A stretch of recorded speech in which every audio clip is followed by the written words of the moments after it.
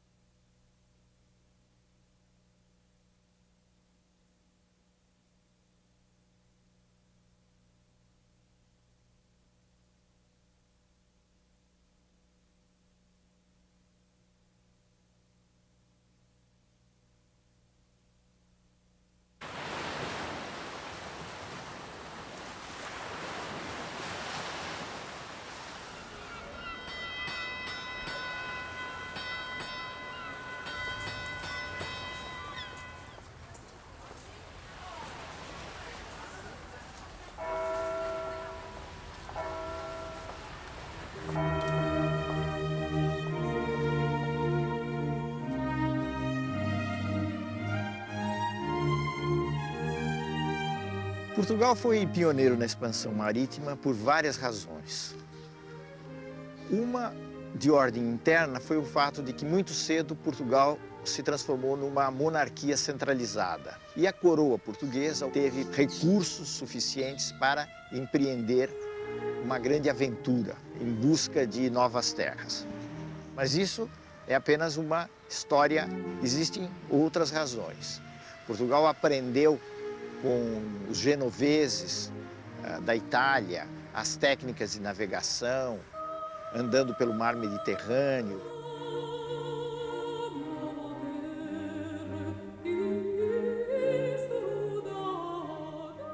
A outra coisa é a posição de Portugal, que fica ali no Atlântico, numa espécie de ponta, vamos dizer assim, não em linguagem de geógrafo, mas em linguagem comum.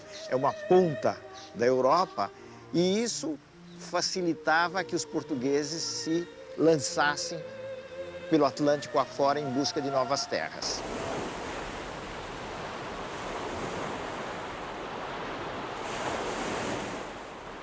As armas e os barões assinalados que da ocidental praia lusitana, por mares nunca dantes navegados, passaram ainda além da Taprobana, e em perigos e guerras esforçados, mais do que prometia a força humana, e entre gente remota edificar um novo reino, que tanto sublimaram.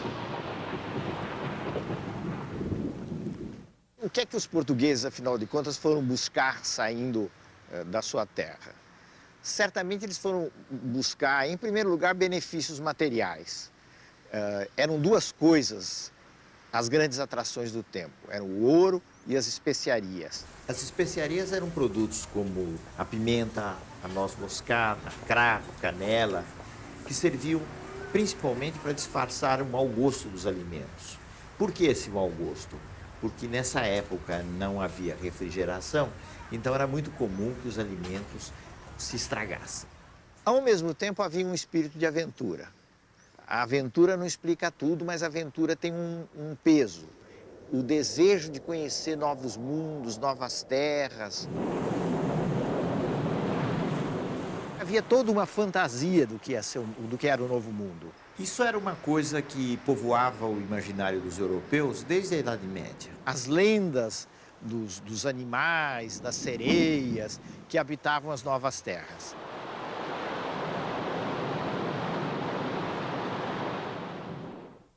As expedições portuguesas pelo mar eram expedições muito avançadas tecnicamente para as condições da época.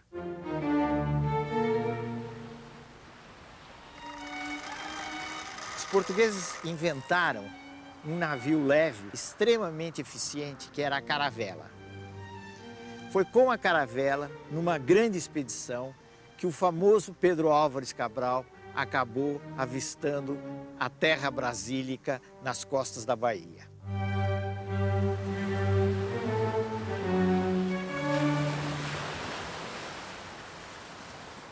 E assim seguimos nosso caminho por esse mar, sempre para diante. Até terça-feira das oitavas de Páscoa, que foram 21 dias de abril, que topamos alguns sinais de terra, ervas compridas a que chamam de botelho. E a quarta-feira seguinte pela manhã, topamos aves. E à tarde, ouvemos vista de terra. Um grande monte, muito alto e redondo, com outras serras mais baixas a sul dele e de terra chã, com grandes arvoredos, ao qual Monte Alto o capitão pôs o nome, o Monte Pascoal. E a terra de Vera Cruz. Então, essa chegada, podemos estar certo que foi uma coisa impressionante.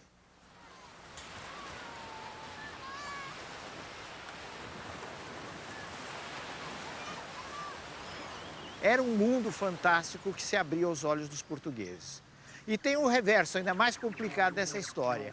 É saber como é que os indígenas, que afinal de contas eram os habitantes, os donos da terra, viram aquelas figuras que vinham de longe, vestidas de uma maneira estranhíssima. Para que toda aquela roupa, né, num clima tropical? Naturalmente, o clero estava interessado imediatamente na catequese, em levantar a cruz. Outros devem ter ficado maravilhados com a figura das Índias.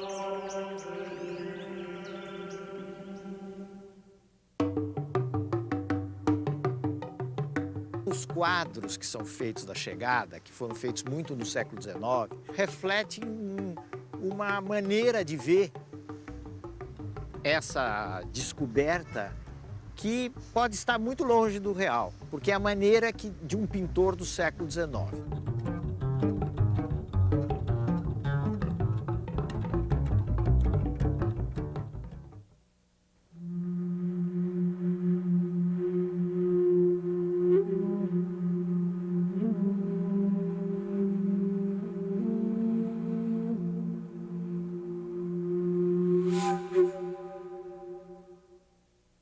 Hoje em dia, a gente evita falar na palavra descobrimento do Brasil. Há quem até, para encontrar uma saída, use uma palavra meio esquisita, o achamento do Brasil.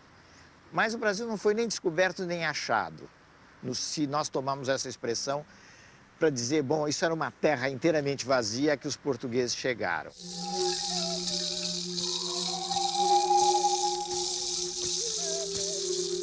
Na realidade, essa era uma terra ocupada, e era ocupada pelos índios. A história do relacionamento entre índios e portugueses é uma história trágica. Os índios foram expulsos das terras que ocupavam, foram escravizados nos primeiros tempos da colônia e milhares deles morreram vítimas de doenças trazidas pelos portugueses.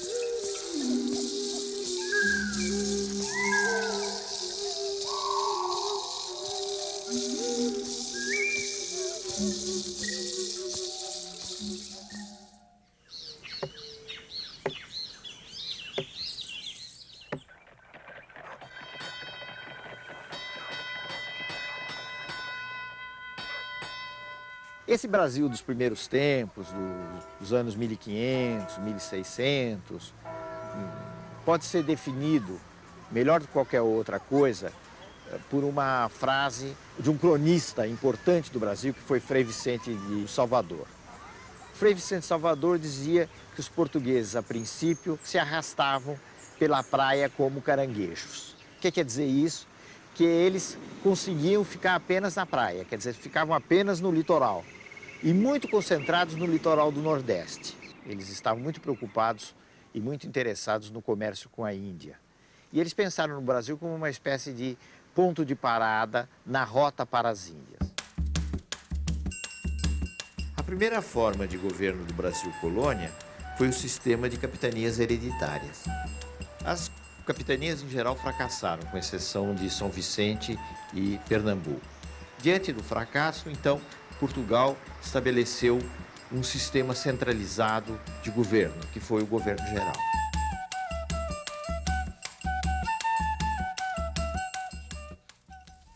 Quando os portugueses chegaram à conclusão de que era preciso dar um ganho econômico ao Brasil, eles se concentraram principalmente na produção de açúcar, plantando a cana-de-açúcar. Eles tinham uma grande vantagem na plantação da cana-de-açúcar, no refinamento do açúcar, porque eles já tinham uma experiência na costa da África. Eles haviam colonizado as ilhas da costa da África e conheciam muito bem o negócio do açúcar.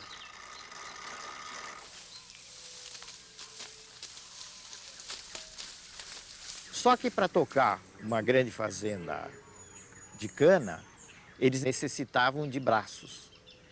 E não havia, na realidade, atração por parte do povo português para atender às necessidades de um trabalho dessa natureza, que seria inevitavelmente um trabalho quase escravo. Então era preciso, de alguma maneira, encontrar uma saída para o problema da mão de obra. E foi aí que os portugueses começaram a utilizar os índios e depois a explorar o tráfico africano.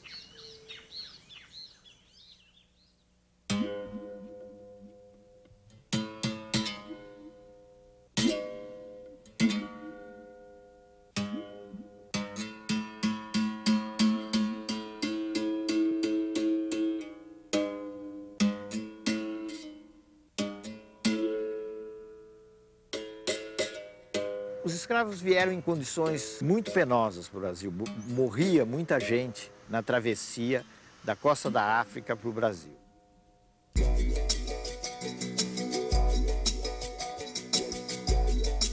Era um sonho dantesco. O tombadilho que das luzernas avermelha o brilho em sangue a se banhar, tinir de ferros, estalar do açoite. Legiões de homens, negros como a noite, horrendos a dançar. Negras mulheres suspendendo as tetas. Magras crianças cujas bocas pretas rega o sangue das mães. Outras, moças, espantadas, no turbilhão de espectros arrastadas, em ânsia e mágoa. Vãs. Senhor Deus dos desgraçados, dizei-me vós, Senhor Deus, se é loucura, se é verdade, tanto horror perante os céus.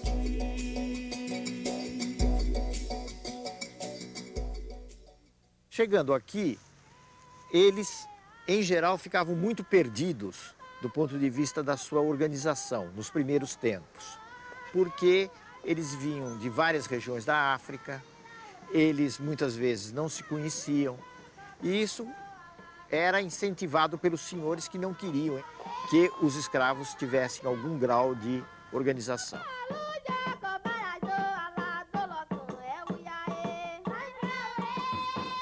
A resistência dos negros à escravidão teve, no Brasil, muitas dificuldades para se realizar.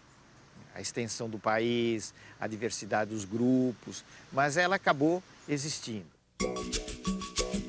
Só que nunca houve nada no Brasil, não só no Brasil como em outras colônias, que fosse semelhante a uma grande insurreição, como aconteceu no Haiti em fins do século XVIII. Mas as resistências existiram e a forma mais conhecida da resistência é a forma do quilombo. É uma organização de negros fugidos, mas se sabe hoje que não só de negros fugidos, havia gente que se juntava aos negros e tinha uma forma de vida própria.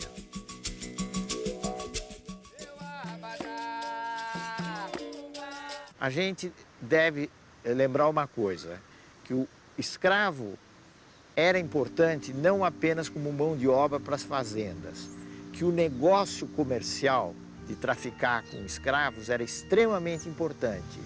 E em certos períodos da história brasileira, muitas riquezas foram geradas simplesmente no comércio de escravos e não na produção baseada no trabalho escravo.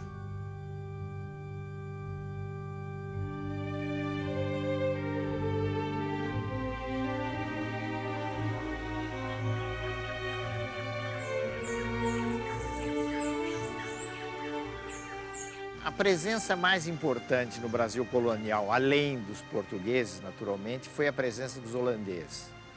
Os holandeses, em primeiro lugar, vieram para a Bahia, ocuparam Salvador, foram obrigados a se retirar e fizeram uma segunda invasão, permanecendo aí já muito mais tempo em Pernambuco. O que é que os holandeses vieram buscar no Brasil? Vieram realmente tentar uma colonização, ganhar postos no Brasil e, ao mesmo tempo, vieram fazer uma coisa muito importante, que tem a ver com a costa da África. Vieram controlar ou tentar controlar o comércio de escravos, tanto assim que ao mesmo tempo em que eles ocuparam postos no Nordeste, ocuparam Pernambuco, eles avançaram sobre a costa ocidental da África. Os holandeses foram guerreados, naturalmente, por Portugal, mas também pelos colonos que aqui estavam, pelos índios, pelos negros e até quem diga, com algum exagero, que o sentimento de brasilidade começou na luta contra os holandeses no Brasil. Eles acabaram sendo militarmente derrotados, foram expulsos e se retiraram.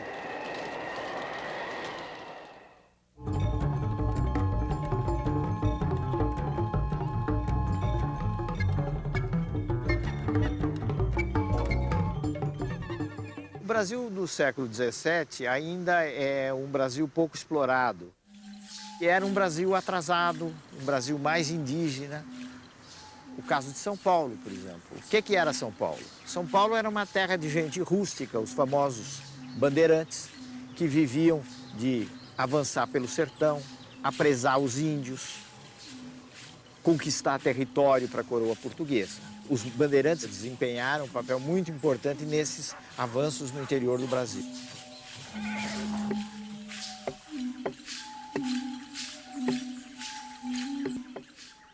Do ponto de vista da formação desse povo brasileiro, entrou uma grande miscigenação, quer dizer, falando menos difícil, um grande cruzamento de raças. Branco, índio, negro.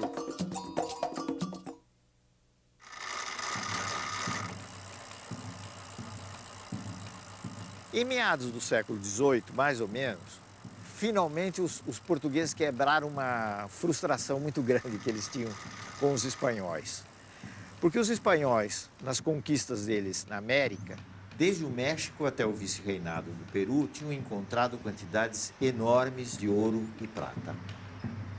E os portugueses andavam em busca dos metais preciosos e realmente não encontravam. Até que, por obra da ação dos bandeirantes, essas entradas pelo interior, as minas de ouro foram descobertas na região que, por causa disso, veio a se chamar de Minas Gerais.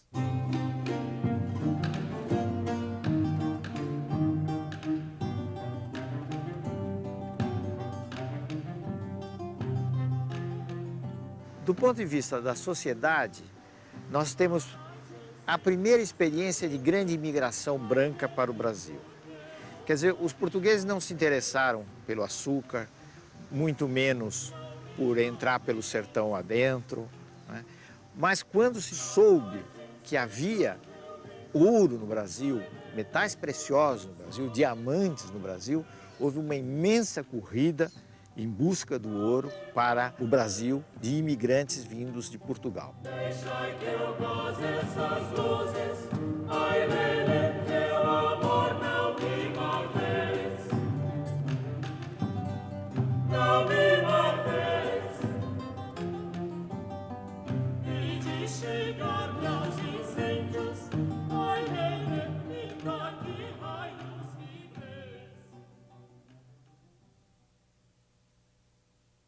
Nos últimos anos do século XVIII, começaram a surgir uma série de movimentos contra a dominação portuguesa.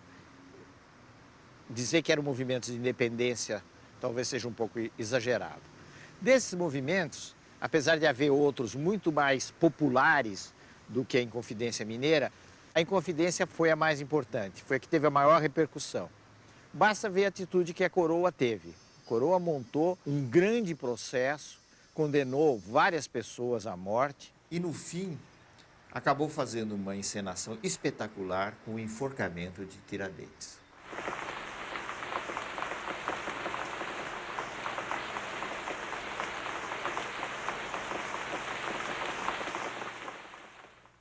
No final do século XVIII, nos últimos anos do século XVIII, o Brasil já tinha mudado bastante.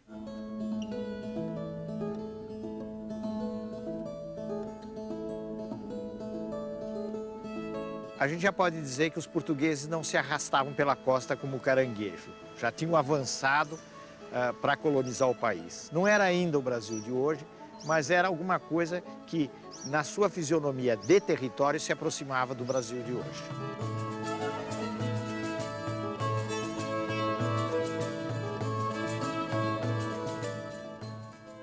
O sistema colonial, que sempre teve furos, no caso de um país pequeno como Portugal, aí ele começou a fazer água no começo do século XIX, né? Ele começou realmente a afundar. Esse sistema começou a ser quebrado na medida em que a Inglaterra foi cada vez mais se tornando uma potência dominante no mundo.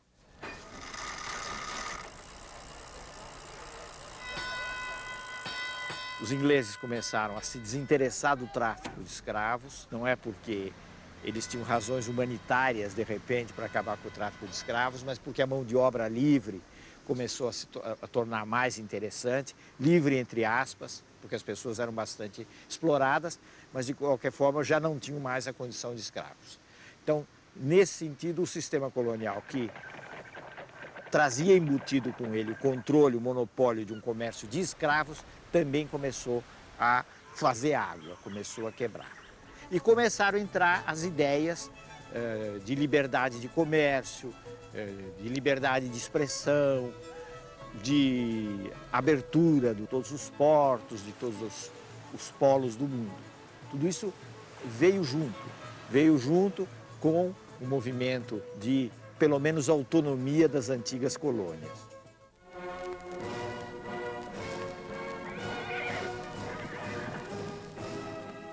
Portugal estava acossado pelos franceses, por Napoleão, sob a ameaça de invasão do território. Então, Dom João vem para o Brasil com a corte portuguesa no começo do século XIX. Essa vinda da família real mudou muito o quadro do Brasil. Há quem diga de uma forma muito sucinta, muito resumida, eu acho que uma frase muito feliz, que a metrópole virou colônia e a colônia virou metrópole.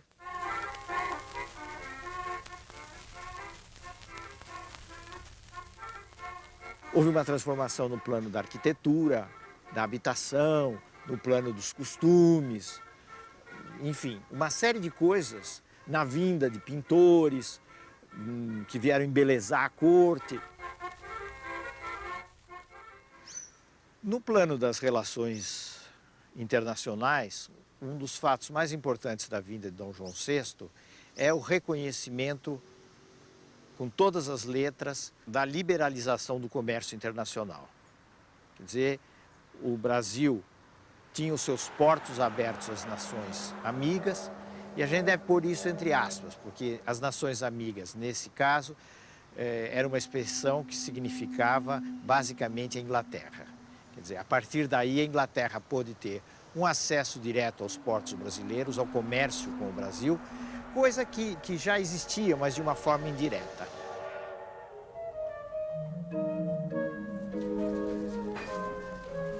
Dom João VI foi uma figura muito ridicularizada na história brasileira, até recentemente em novelas, etc. Como um rei que comia não sei quantos frangos, que era meio tonto, etc. Ele tinha essas características, mas ele não era nem tão tonto assim, nem tão bobo assim, porque realmente ele conseguiu realizar essa passagem de Portugal para o Brasil e ter uma presença efetiva aqui no país, no que viria a ser um país independente. Inclusive, ele resistiu muito a voltar para Portugal, acabou voltando em determinadas circunstâncias e deixando como regente o seu filho, como todo mundo sabe, que foi o nosso Dom Pedro I, Dom Pedro IV, lá em Portugal.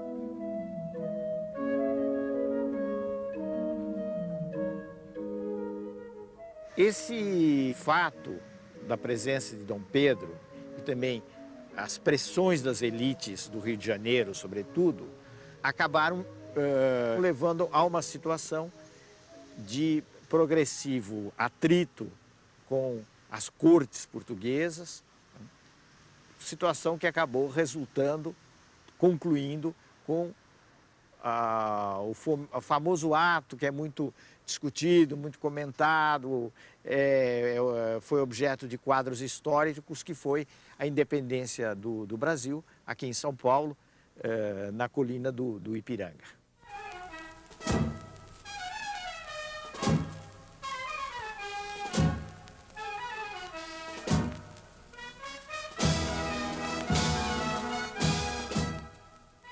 No processo da independência brasileira, que afinal de contas acabou se realizando em 1822, existem duas linhas.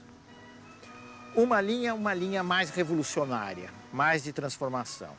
Existe uma outra linha, que é a linha bastante conservadora, que é a linha daqueles que querem fazer uma transição transada, quer dizer, uma transição sem muitos abalos. Essa linha é a linha das elites fluminenses. A transição foi feita por esses grupos e foi marcadamente uma transição conservadora, inclusive na forma de governo. Nós temos que lembrar que o Brasil se constituiu numa monarquia entre repúblicas. Todos os outros países da América Latina se tornaram repúblicas, mas no Brasil houve uma continuidade monárquica.